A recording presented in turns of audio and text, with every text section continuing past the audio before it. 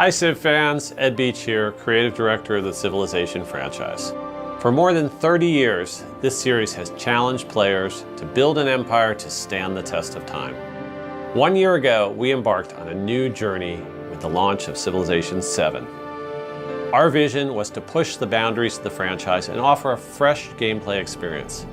We took some big swings at launch, and it has been incredibly rewarding seeing the Civ community engage and share their passion, ideas, and feedback to help us continue to refine that vision.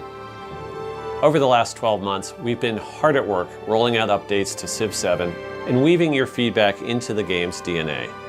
As we celebrate this first anniversary, we're ready to share where Civilization 7 is going next.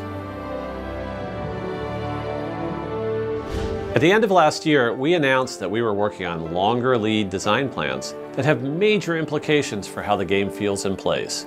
Those plans include 3 key components.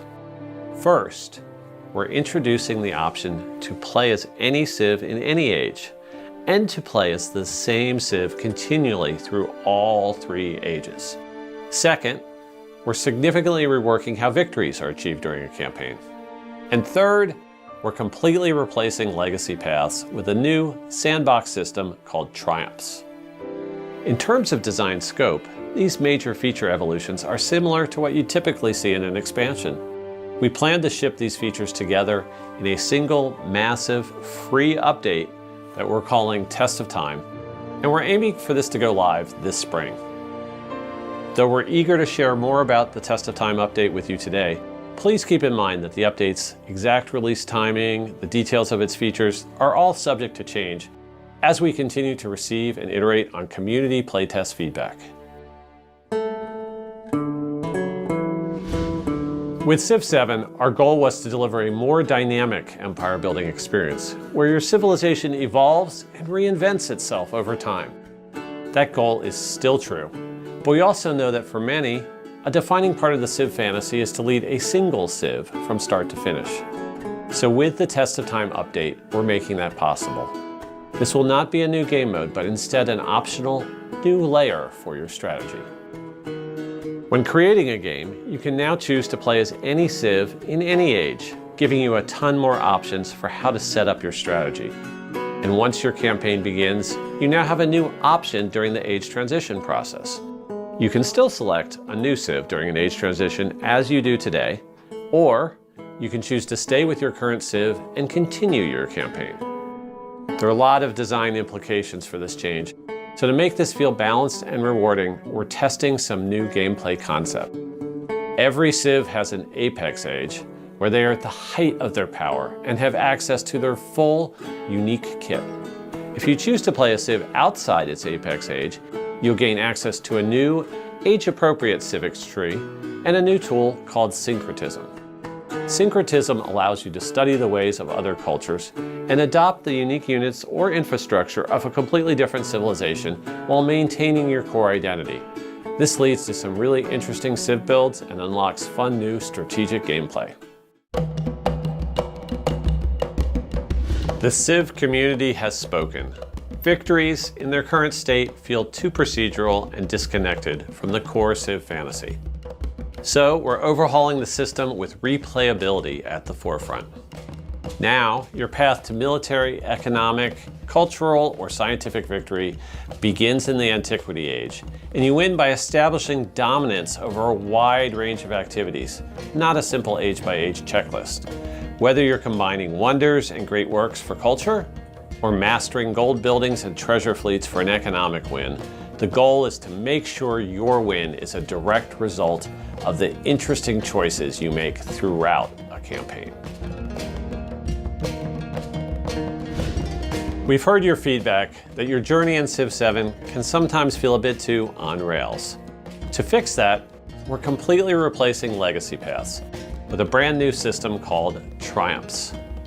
Triumphs are tied to the 6 core attributes like scientific, expansionist, diplomatic, and offer a wide range of optional but challenging objectives. Completing these won't just mark your progress, they'll reward you with instant bonuses or strategic rewards to help shape your empire in the next age. You'll trigger some triumphs through normal strong play, like reaching 200 population or being the first to build a university. While to achieve others, you'll have to veer onto a less traveled path, such as being at war with every other player or aggressively claiming most of the natural wonders. It's all about giving you the tools to pivot your strategy whenever you see an opportunity. This is a massive shift in how the game feels, and we've included a lot more context and deep dive logic in the full anniversary article going live with this video. I really encourage you to head over there to see more details around the vision for all these features. Okay, now let's dive into Update 132, which will be going live very soon. As always, these are just the highlights. You can find the full details in the patch notes when the update does go live. First, we're rolling out nested tooltips across production menus and the tech and civic trees, so better access to key information right when you need it. This is just the beginning, so expect more updates that expand nested tooltips to additional areas of the game.